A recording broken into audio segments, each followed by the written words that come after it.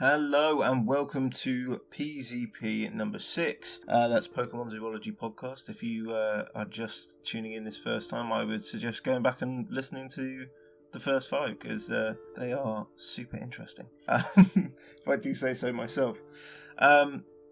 So this month, firstly, I just want to say I hope you're all keeping safe, your loved ones are keeping safe, and you're all still self-isolating. I know that there's a lot of stuff online right now, people getting itchy and wanting to get back to work and going out and doing stuff, and I get it, I really do get it, but we do really have to keep self-isolating and keeping everyone safe, because even though in some areas of the world the death toll is now slowing and people are going, oh look, well now it's over, it's like, no, the only reason it's slowing is because isolation is working. And we have to basically do that until it's gone. Otherwise, we're just going to be back in the same situation that we were in the first place, and it's going to be even worse next time. So, but anyway, back to Pokemon.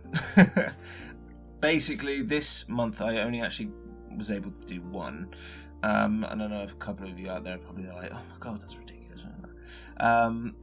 But I mean, there's two reasons. One is because if you've been keeping up to date with what I've been doing, I've been working on a game called Pangea Beyond Extinction, which I'm creative director on, and working with a incredibly talented team building this game with humans and dinosaurs living together, which is pretty cool. As I've said before, we're steaming ahead, doing really, really well, getting some stuff together. But, you know, when I'm in that position where I'm not just an artist and I'm not just drawing and stuff, and I'm actually kind of making these big decisions, it takes up a lot of my time. And I know a few people will probably be like, well, you know, Pokemon should take priority, but I'm trying to balance it best I can. But the other side of it as well is that, you know, I'm getting closer and closer to the end of the 150, and I don't want to kind of burn through them. I want to kind of enjoy it for a bit, especially in this time. I want things to look forward to, you know. It's still moving ahead, I'm still doing it, still going ahead. I don't usually like doing this, but I mean, if you guys could check out my Patreon, that would be amazing. Things have kind of slowed down a little bit, and it's money's a bit tight right now, as it is for everyone, so, and I totally understand if you can't afford to do it.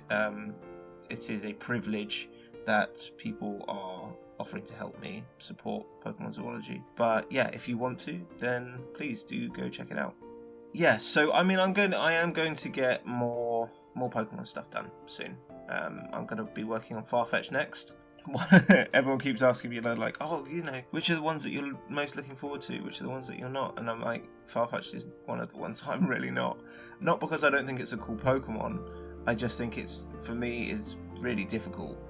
Feathers and its wing holding the leak, it's gonna be tricky anatomically. And obviously I don't want to change it too much, so I'm gonna do my best with that one. But birds are they're like my Achilles heel, so we shall see. But yeah, so basically what I'm gonna do is I'm just gonna talk through Porygon, finish up with some questions and answers, as we do with always on these podcasts.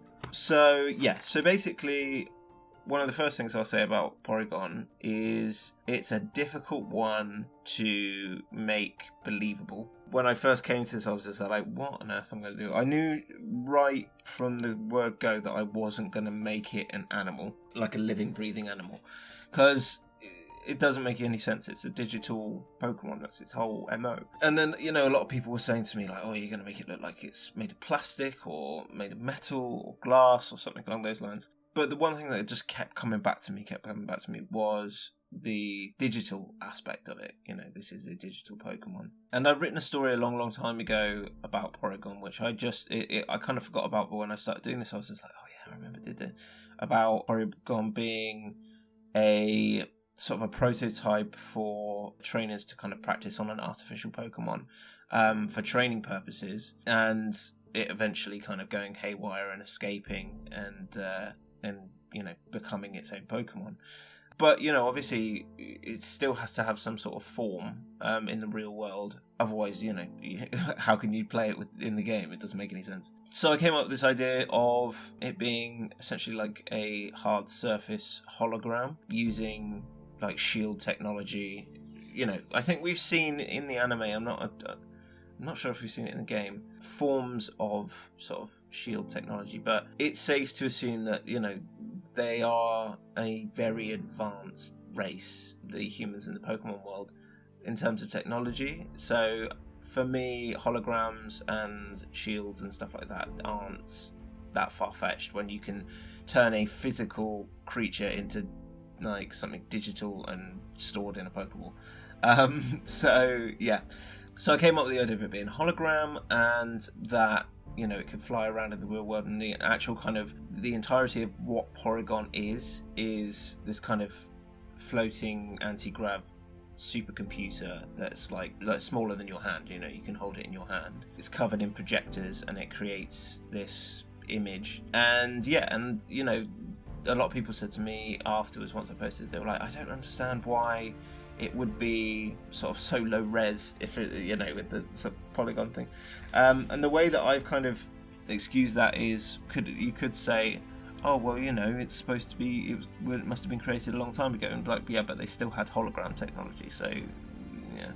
So my excuse would be that it was just a way of these early developers at Silphco or Pokemon League or wherever it is, that they were just basically having like a low res model with the intention of upgrading it eventually. It was just supposed to be like a placeholder, which eventually gains sentience. And you see this in a lot of AI and other things, even in games and stuff, where they'll start with really basic blocked out shapes and stuff like that, and then as things get kind of locked into place and whatnot, the graphics will then go up from there. So it kind of makes sense that this being an early prototype, but it would be kind of a low res model. The main thing for me was kind of figuring out what kind of style I wanted to do, because I've never I'm not very good at hard surface stuff. It's quite new to me. Obviously I've done things like Magnemite and stuff before, but this was just kind of a different area, and I'm sure a lot of people were there but it's quite such a simple thing. So it's yeah, but when you're used to modelling organic stuff, when you're suddenly going to hard edges and it has to kind of be the right angles and all of this kind of stuff, it gets quite tricky. So what I did was that I took it into a program called SketchUp, which is a free program you can get, and it's originally, I think, designed for architectural design, but I've seen people use it for lots of different things, including, I think it's Chris Rosewarne. He creates some absolutely fantastic hard surface robots and stuff like that, stuff that looks super realistic once you get into a program like Keyshot. Mainly because that's what Keyshot was originally intended for, was hard surface materials. So I went in there and I had an experiment and just tried to play around with stuff, and I think I got close to it. I did do a little bit of editing in Photoshop, just because it wasn't perfect, but that's fine. I do a lot of editing in Photoshop anyway, it's not a big deal. Just means that maybe someone won't be using my Porygon model anytime soon.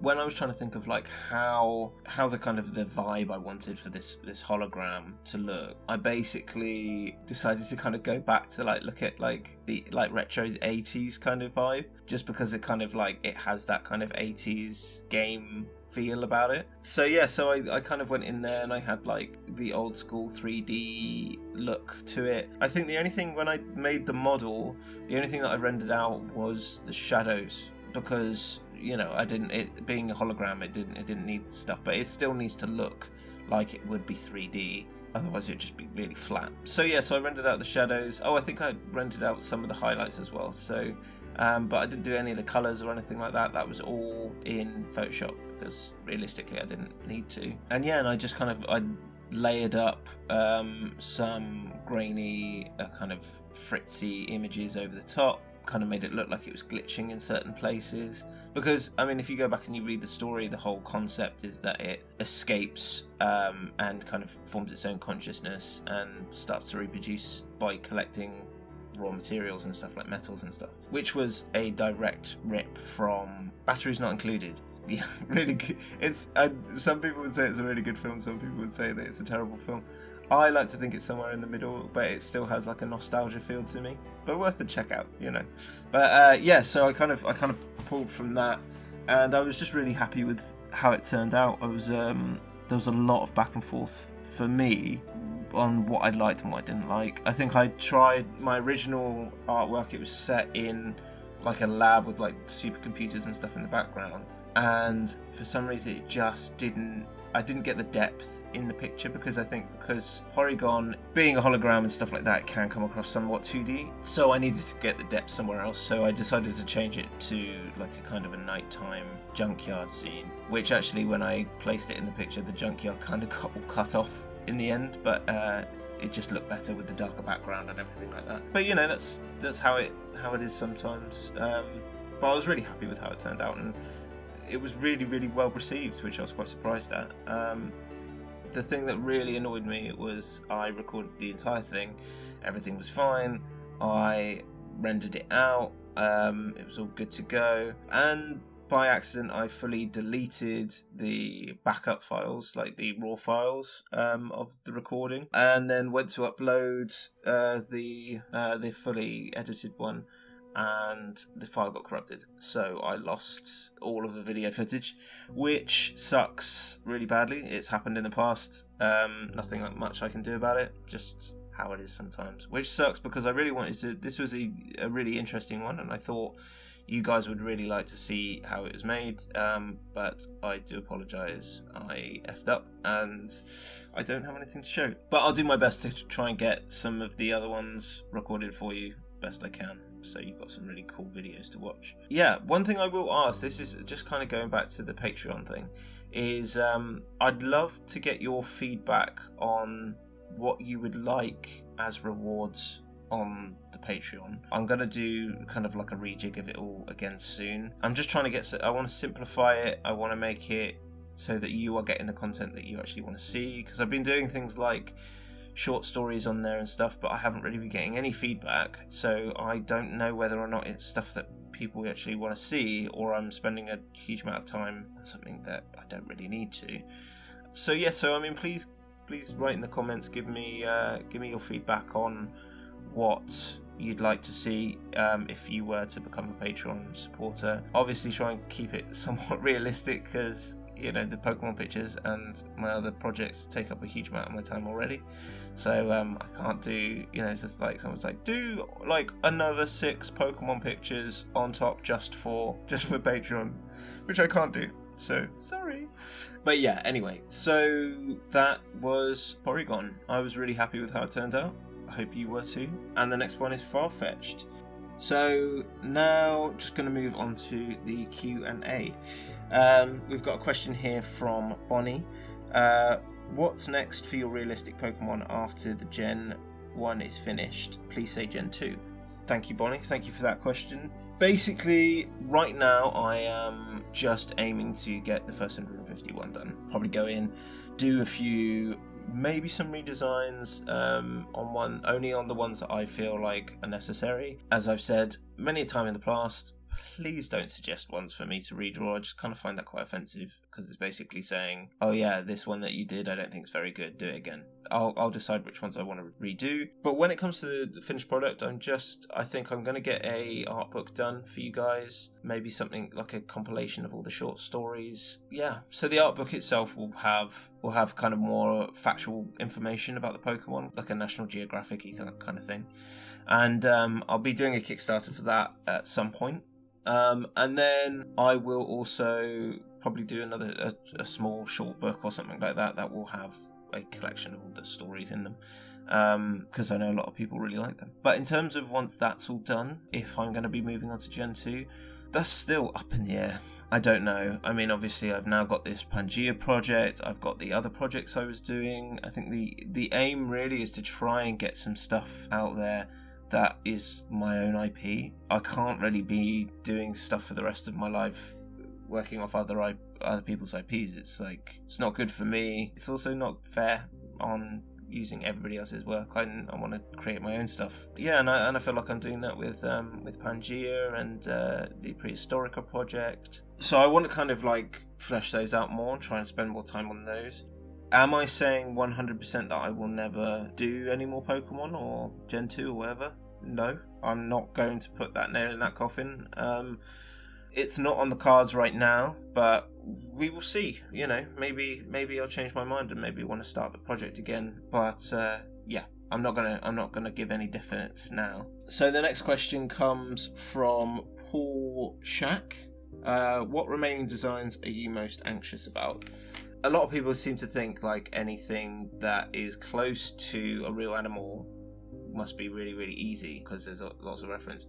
And actually no, because with the other creatures, people can suspend their disbelief because it's something that they can't relate to in the real world. Whereas if you can relate to something in the real world, it's really easy to spot any weird mistakes or any changes or anything, and it makes your head spin.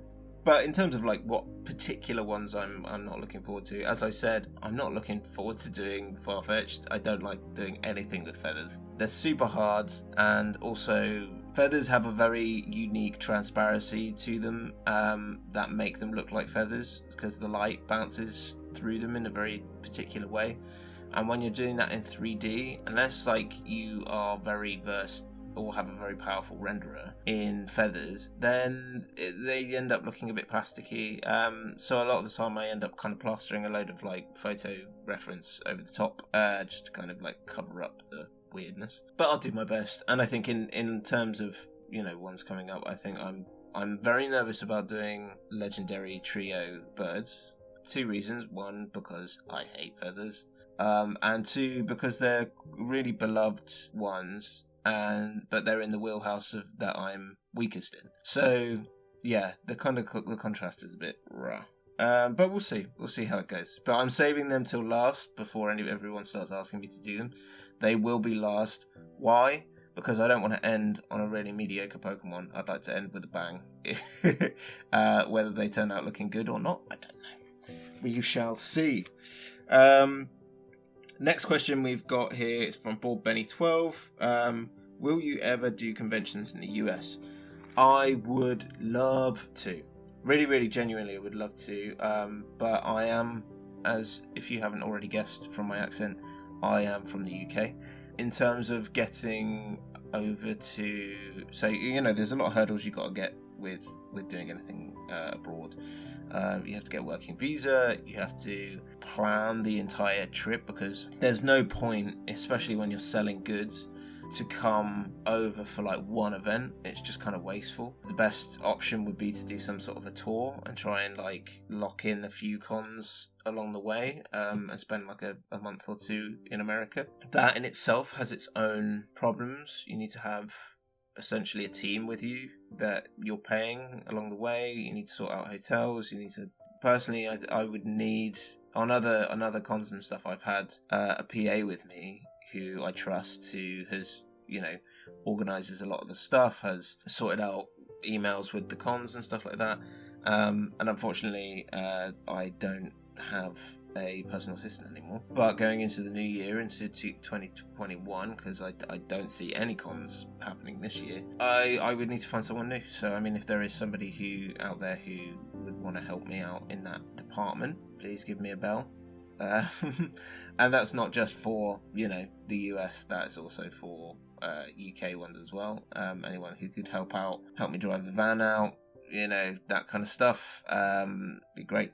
But yeah, there's a lot of planning involved in going to the US, and it's something that I do want to look into. I just think maybe I need some help in doing it, so we'll see. But here's hoping. Definitely want to come to like New York Comic Con, San Diego, LA. All of those I think would be fantastic, and I think a lot of people would. I'd love to meet all of you as well. That's one of the biggest things about the Comic Cons for me, is meeting the fans and having chats with you and all sorts of stuff like that. It's just really, really nice. So, I miss all of my American fans. And I mean, there's lots and all of my other fans around the world. Like, I think if I could do America, then going to other cons around the world would be a lot easier and realistic for me. So we'll see. And we've got the final question here from New York NY5023.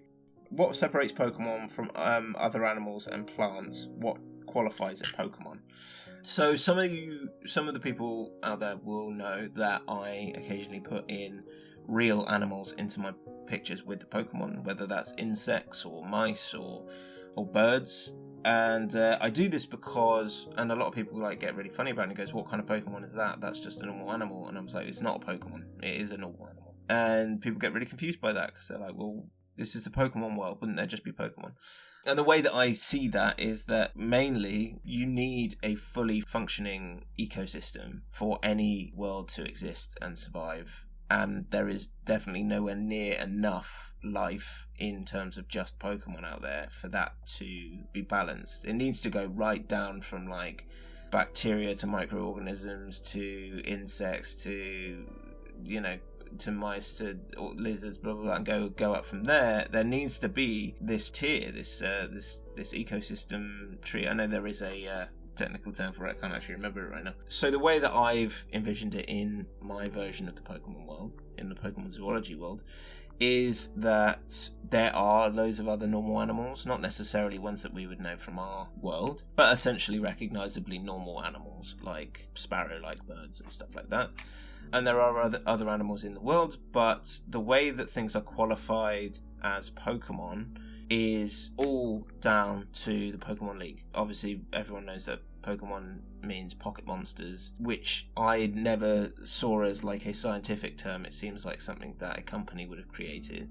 And the definition being if they have any kind of unique special abilities in any kind of form, whether it is quite obviously something like fire breathing or shooting water or electrocuting people or something along those lines, to even just like the normal types that are just really good at fighting, that is essentially assessed and approved by the Pokemon League board and probably their biologists and scientists, and they kind of have a look at it and they go, okay, would this survive in a fight? Like, is this got enough about it that it can kind of stand up against the rest of the Pokemon list that we've got? And if they do, then they can say, okay, great, this is an official Pokemon. And if it isn't, if it is literally just a tiny little mouse, then they'll be like, nah, this will literally just get eaten. This won't be able to fight in any way or survive in a battle.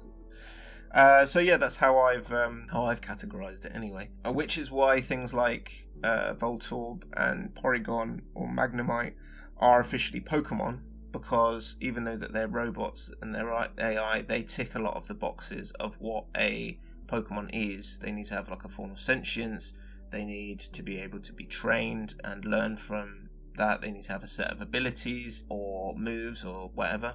Yeah, and they can reproduce, and those are kind of like the rules of what a Pokemon is, and they got approved by the Pokemon board. Otherwise, how would you define what Pokemon is if you've got robots and holograms and stuff that are also deemed as Pokemon? So that's how I do it. But yeah, so anyway, this is the end of the podcast.